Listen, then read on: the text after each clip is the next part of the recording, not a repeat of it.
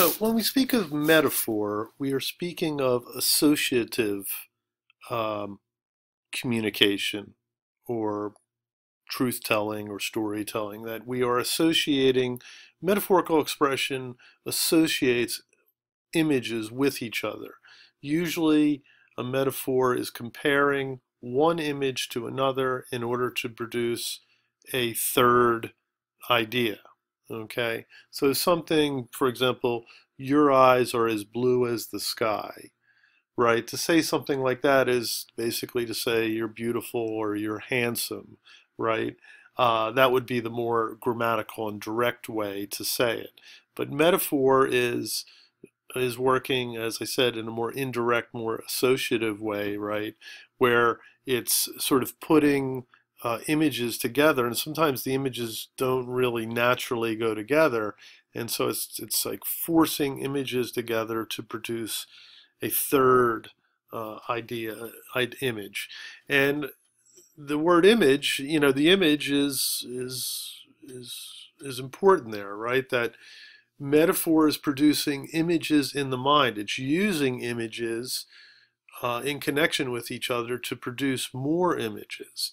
And so this is profoundly, profoundly important for oral culture.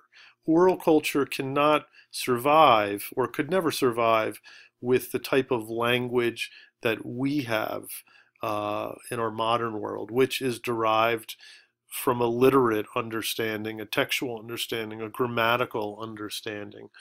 A grammatical, like the example I used before, you are beautiful, right, uh, is a grammatical expression uh, using subject, a verb, adjective, etc.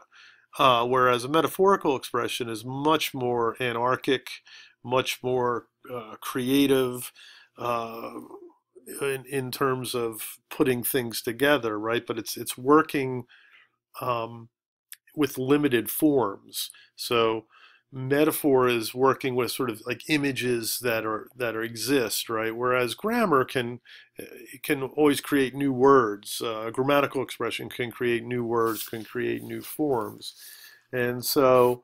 The idea of metaphor, right, is crucial to understanding what is going on in most ancient texts, and especially ancient texts that are derived from oral sources like Gilgamesh, like the Sunjata, like the Bible, Homer, the Iliad, the Odyssey, all that kind of jazz.